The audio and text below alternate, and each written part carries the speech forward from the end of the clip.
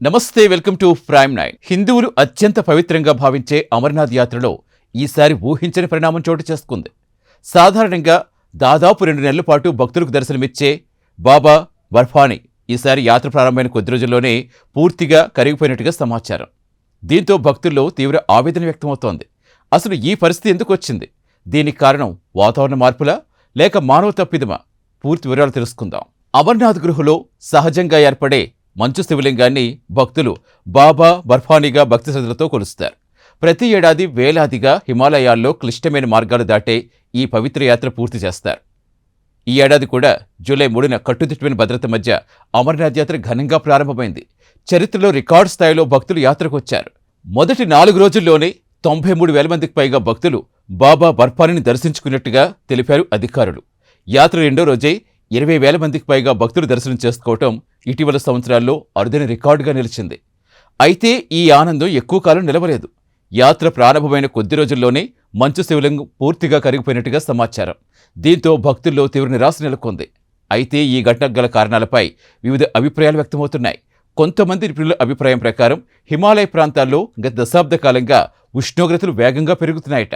వాతావరణ మార్పుల ప్రభావంతో మంచు వేగంగా కరుగుతోందని వారు చెబుతున్నారు. ఇక కొంతమంది భక్తులైతే గుహ సమీపంలో నిర్మించిన వర్షపు షెల్టర్ కూడా స్థానిక సూక్ష్మ వాతావరణాన్ని మార్చి ఉండవచ్చని అభిప్రాయపడుతున్నారు.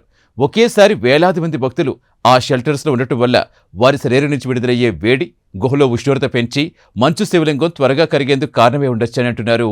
అయితే ఈ వాదనలకు సంబంధించి అధికారిక శాస్త్రీయ నిర్ధారణ ఇంకా వెలువడలేదు. మరోవైపు సుప్రీంకోర్టు మార్గదర్శకాల ప్రకారం బాల్తాల్, పెహల్గాం మార్గాల్లో రోజుకు పరిమిత సంఖ్యలో మాత్రమే భక్తులు అనుమతించాలని నిబంధనలున్నాయి.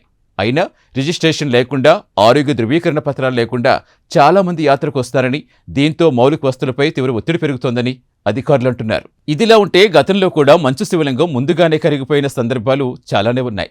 2018లో సుమారు 29 రోజుల తర్వాత, 2020లో 38 రోజుల తర్వాత, 2022లో 28 రోజుల తర్వాత మంచు శివలింగం కరిగిపోయింది. అయితే ఈసారి యాత్ర ప్రారంభమైన కొద్ది రోజుల్లోనే శివలింగం పూర్తిగా కరిగిపోవటం పర్యావరణ మార్పులపై మరిన్ని ప్రశ్నలు లేవనెత్తుతోంది. పర్యావరణ నిపుణుల అభిప్రాయం ప్రకారం రోడ్ల విస్తరణ, భారీ యంత్రాల వినియోగం, హెలికాప్టర్ సేవల పెరుగుదల, గుహ సమీపంలో భారీ ఏర్పాట్లు వంటి మానవ కార్యకలాపాలు కూడా ఈ సున్నితమైన హిమాలయ పర్యావరణ వ్యవస్థపై ప్రభావం చూపే అవకాశం ఉందని హెచ్చరిస్తున్నారు. అయితే ఈ కారణాల ప్రభావంపై కూడా సమగ్ర శాస్త్రీయ అధ్యయనాలు అవసరమని నిపుణులు సూచిస్తున్నారు. మొత్తానికి అమర్నాథ్లో మంచు శివలింగం ముందుగానే కరిగిపోవటం భక్తులను తీవ్రంగా కలిచివేస్తోంది. దీనికి ఖచ్చితమైన కారణం ఏదో అధికారికంగా నిర్ధారణ కాలేదు. అయితే వాతావరణ మార్పులు, పెరుగుతున్న భక్తుల రద్దీ, మానవ కార్యకలాపాల ప్రభావం వంటి అంశాలపై శాస్త్రీయంగా అధ్యయనం చేసి ఈ పవిత్ర క్షేత్రాన్ని, అక్కడ సున్నితమైన పర్యావరణాన్ని పరిరక్షించే చర్యలు తీసుకోవాల్సిన అవసరం ఉందని నిపుణులు అభిప్రాయపడుతున్నారు.